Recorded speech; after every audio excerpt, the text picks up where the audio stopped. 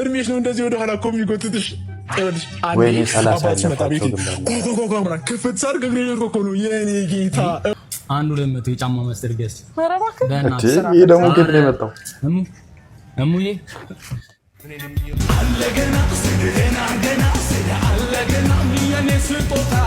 ሰላም ጤና ይስጥልኝ ማይ ፋሚሊ፣ እንዴት ቆይታችኋል? እንዴት ከርማችኋል? እኔ በጣም ደህና ነኝ። ዛሬም እንደተለመደው ጽድት ያሉ ቪዲዮዎችን ሰብሰብ አድርገን ከች ብለን መጥተናል። ከእናንተ የሚጠበቀው ሀሳብ አስተያየታችሁን ኮሜንት ስር ማስቀመጥና ለቻናሌ አዲስ ከሆናችሁ ሰብስክራይብ እያደረጋችሁ ቪዲዮውን እስከ መጨረሻ ተከታተሉ። ወደ ቪዲዮ እኔ በቃ መለየት እፈልጋለሁ። አልፈልግም ከዚህ በኋላ 30 ማለት ነው። ኦኬ እድሜዋን ነው እንዴ? እድሜሽ ነው እንደዚህ ወደ ኋላ እኮ የሚጎትትሽ። ወይኔ 30 ያለፋቸው ክፍት ሳርግ እግሬ እኮ ነው የኔ ጌታ። እባክህ የሴት ሽማግሌም ቢሆን ልከው ውሰድልኝ ልጄን። ኧረ እንደዚህ አታካብዱ። ተሰማኝ፣ አሳዘነኝ። እውነት እናትሽ መጡ በንጋቱ ድጋ እግሬ ሊወድቅ እኮ ነው የኔ ጌታ። ድጋሚ የኔ ጌታ እባክህን 30 ያልፋትም መተው ውሰድልኝ። ውሽማ አድርጋታል፣ ውሽማ አድርጋት። እንዲሁም ለውሽማ ማትበቃም ስል ሹገርን ብቻ የሚጋነን ነገር እኮ አይደለም። 30 አልፎሻል ክሊነት ጥዬ ምናምን ሄዳለሁ ማለት ነው። የለሽም እኮ 30 ዓመት ሞላቸው ማለት አረግ ነው እንዴ? አብሬሽ ሆናለሁ፣ ጥዬሽ ሄዳለሁ፣ ድጋሚ መጥቼ አብሬሽ ሆናለሁ እኮ። ስልጣኔ እኔ ነው፣ እንደውም አልፈልግም። አቤት መከራቸው። የኔ ፍቅር ግን እንደሚባለው 30 ዓመት የሞላት ሴት ተፈላጊነቷ ይቀንሳል ምናምን ነገር ሪል ነው። በነገራችን ላይ ሳይድ ኢፌክትም አለው ጥሩ ጎንም አለው። እድሜያቸው ከፍ ሲል ሴቶች ማለት ነው። ጥሩ ጎኑ ምንድነው? በደንብ ሞር እየበሰሉ ይሄዳሉ፣ ነገር እየበሰሉ ምናምን ነገር የተሻለ እየሆኑ ይሄዳሉ ምናምን። ግን መጥፎ ሳይዱ ደግሞ የመውለድ ቻንሳቸው እየቀነሰ ይመጣል ነው እንግዲህ። ሶዛት መጥፎም ጥሩ ጎንም አለው። እንዳልበሰለች በዚህ ማወቅ ትችላለህ። አንደኛ ስለማታምንህ ሁልጊዜ ትፈትናለች። ሌሎች ሴቶች እንዲያወሩ በማድረግ በሌላ አካውንት በማውራት ፈተና ልክ ነው። ያለ መብሰል ሰው መፈተን ያለ መብሰል ምልክት ነው። ሁለተኛ ፍላጎቷ ለአንተ ከመንገር ይልቅ አንተ ገምተህ ወይም ደግሞ እንዲሁ አውቀህ እንድታደርግላት ትፈልጋለች። ምን እንደሚሰማት አትነግርህም፣ ምን እንደምትፈልግ አትነግርህም። ግን አንተ አውቀህ ቀድመህ ምንም ሳትነግርህ የሆነ ነገር እንድታደርግላት ትፈልጋለች። ሶስተኛ ለሚሰማት መጥፎ ስሜት ሁሉ ተጠያቂ የምታደርገው አንተን ነው። ካለቀሰች ሁሉም ነገር በቃ ተጠያቂዎቹ ወንዶቹ ናቸው። ሁሉም መጥፎ ስሜት ተጠያቂ አንተ ነህ። ወይም ደግሞ ከአንተ ጋር በመሆኗ እነዛ ሁሉ ነገሮች እንደደረሱባት ትነግርሃለች። አራተኛ ምንም አይነት ጥፋት ብታጠፋ ይቅርታ አትጠይቅም። እንደውም በእሷ ጥፋት አንተ ይቅርታ እንድጠይቃት ትፈልጋለች። አቤት ምን አይነት ውስብስብ ፍጥረቶች ናቸው ሴቶች! መቼም ቢሆን ላጠፋችሁ ጥፋት ኃላፊነት አትወስድ።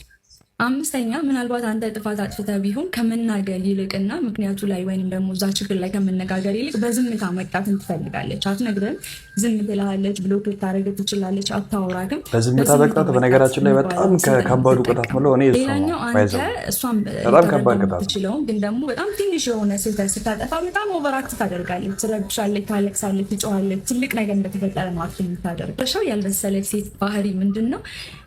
አንተ ከሷ ጋር መሆን ባትፈልግ ወይም ደግሞ የሆነ ያልተመቸህ ነገር ይሄ ሁሉ በቃ ምርር ብሎ ደግሞ ከተሆነው እያለቀሱ ከማሻሻል ይልቅ በማልቀስ በመለመን ሁሉ ጊዜ እያባበለች ከሷ ጋር እንድትቆይ ትፈልጋለች። የዛኔ አታስተካክልም ነበር? ካለፈ በኋላ እንዲሪ ማለት የሚያከሆነ ኮሜንት ላይ ያስቀምጡልኝ።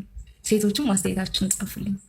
በነገራችን ላይ ሴቶች አሁን እንዳለ የተባሉት ነገር ትክክል ናቸው። እናንተም ታምኑበታላችሁ። እኔ አብዛኛውን ነገር አምንበታለሁ። አሁን የተባለው ነገር ምናምን ነገር የተገለጹት ነገሮች አብዛኛው ያስማማኛል። ያልበሰሉ ሴቶች ባህሪ ነው። እስቲ እናንተ ምን እንደምትሉ ሀሳብ አስተያየታችሁን ኮሜንት ስራ አስቀምጡልኝ። ይቅርታ አባት፣ ይቅርታ እዚች አካባቢ 2000 ካሬ ላይ ያረፈች አነስ ያለች መሬት ይኖራል እዛ በኩል? እሺ እሺ አባቴ። ደላላ ነው ማለት ነው የምትጠይቀው?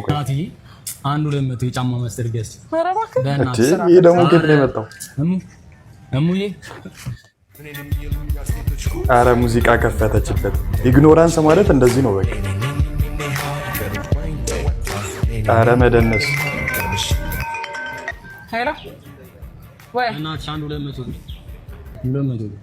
አረ ጭራሽ በስልኳ መጣባት እንዴ!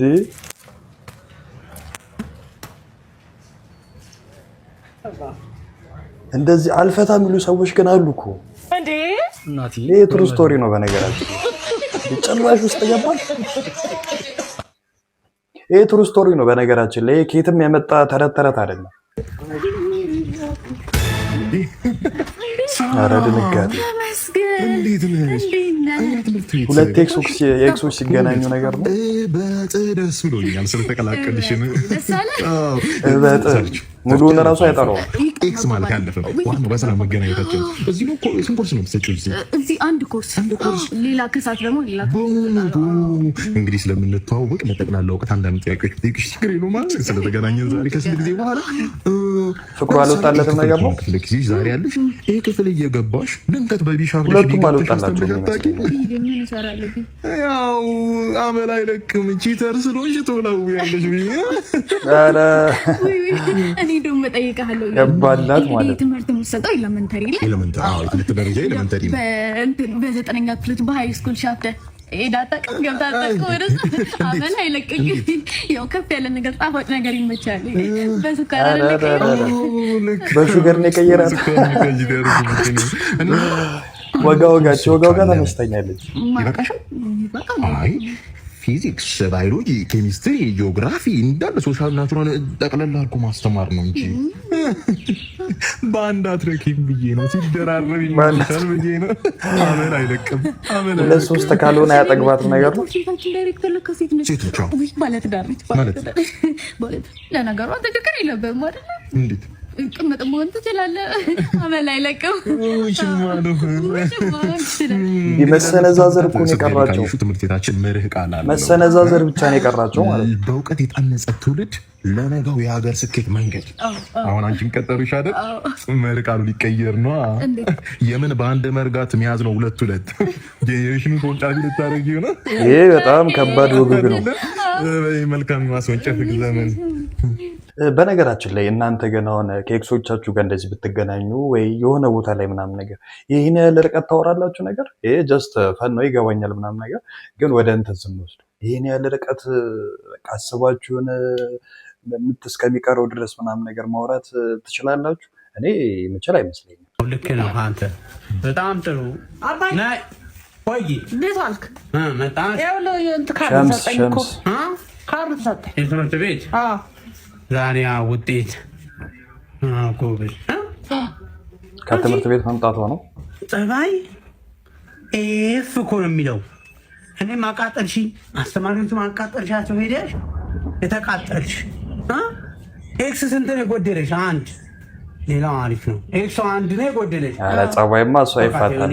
ኤ ፕላስ ነው የምታመጣው በእርግጠኛ አንተ አስተማሪ ነህ እንዴ? በጣም ነው የምትመጪው ወይዘሮ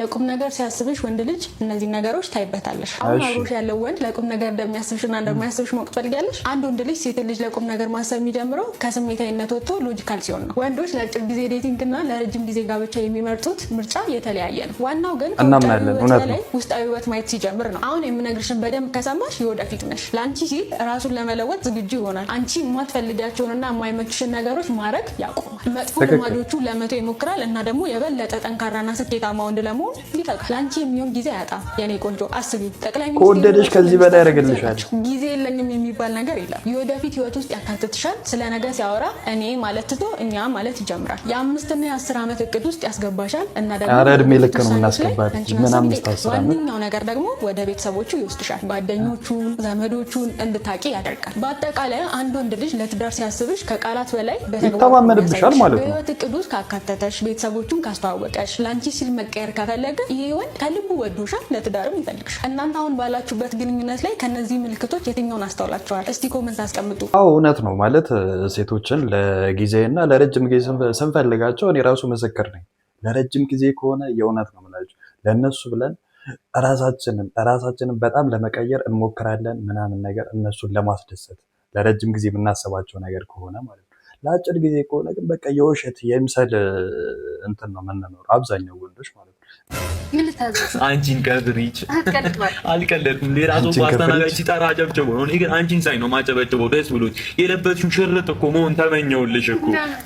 አንገትሽንም ወገብሽንም በእኩል ሰዓት ለማቀፍ ነው። እዚህ ካፌ በመጣሁ ቁጥር ኬክ አዛለሁ። አንቺ የሚያመጡልኝ መስሎ ይኸው ገንዘቤን ነው የከሰጡት። ኬክ ነው ያመጣቸው። ግን ይሄ ቢናገረው ነገር በጣም ነው የሚገርመው። ታክሲ እኮ ማንም አልፈቀደም። አንቺ ጾም ማኪያት ውስጥ እሺ በይኝና ልብሽን በለስላሳ መክፈቻም ቢሆን ክፈችልኝ። ኧረ አንድ በለ ጓደኛ እንዲህ የሻይ ማሽን ያደነቆረው ጆሮሽን በእንዲህ ባሉ ቃላቶችማ ካልተንከባከብኳቸው ምንም ደንበኛ ሆንኩኝ። ስራ አለብኝ ዘዘኝና ቃውላና ምን አታፍሪም እኮ አንቺ ሄደሽ ምናምን እኮ የኔ ዕቃ ምናምን ታነሳሽ ይሆናል እኮ ናቤው እንጂ ራሱ ይምጣ የኔ ታታሪ ገና ታሪክ ትሰራለሽ እኮ በዚህ ትሪ እንዴ። አመሰግናለሁ። ምን ላምጣልሽ?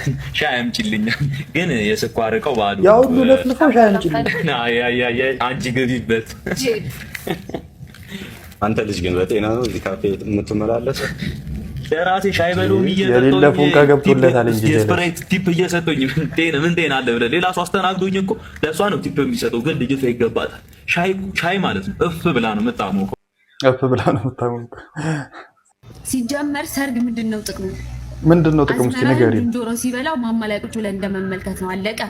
በዛ ላይ ደግሞ ብቻ ይሄን ብቻ ነው የምታስቢው? 15 20 30 መኪና ሲያጅቡ ውሎ ማለት ነው።